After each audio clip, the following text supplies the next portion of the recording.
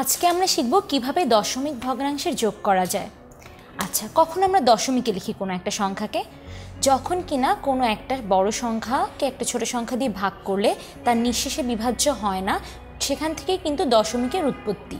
যেমন ধরো, আমরা যদি 12 লিখি, তাকে যদি আমরা 5 দিয়ে ভাগ করি, তাহলে কি নিঃশেষে বিভাজ্য হবে?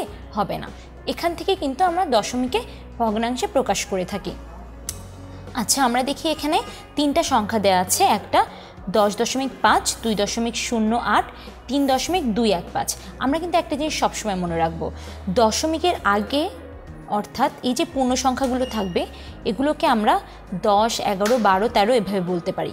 কিন্তু দশমিকের পরে যতগুলো ঘর থাকবে এটাকে কিন্তু আমরা কখনোই 215 বলতে পারবো না, আমাকে বলতে হবে 215।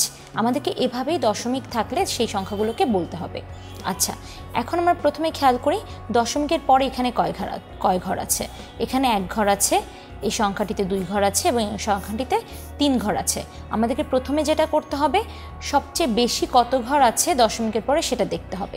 এখানে যেহেতু 3 ঘর আছে সবচেয়ে বেশি, তাহলে আমাদেরকে বাকি সংখ্যাগুলোকেও দশমিকের পরে তত ঘর পর্যন্ত করে নিতে হবে। আমরা কিভাবে করতে পারি সেটা? 10.5-এর পরে আরও 2টা ঘর বাড়াতে হবে, তাহলে আমরা 00 লিখে দিতে পারি। এখানে আমাদেরকে একটা জিনিস খেয়াল রাখতে হবে যে 10.500 এবং 10.5 উভয়ের মানই একই, এজন্য আমরা 0 ইচ্ছামতো পরে যোগ করতে পারি দশমিকের পরের ঘরগুলোতে। আবার 2.08কে লিখতে পারি 2.080, এরপরে 3.215 লিখে ফেললাম। আমরা সবসময় যোগ করার ক্ষেত্রে খেয়াল রাখবো যে যে দশমিক থাকবে এইটাকে আমরা একই লাইনে লিখব সবসময়। দশমিকগুলোকে আমরা সবসময় একই লাইনে লেখার চেষ্টা করব, না হলে যোগ করা কঠিন হয়ে যাবে। এখন আমরা নর্মাল পদ্ধতিতে যেভাবে যোগ করি সেভাবে যোগ করলেই হবে।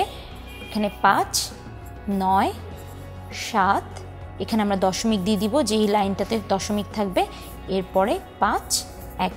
এভাবে আমরা খুব সহজে দশমিক ভগ্নাংশের যোগ করে ফেলতে পারি।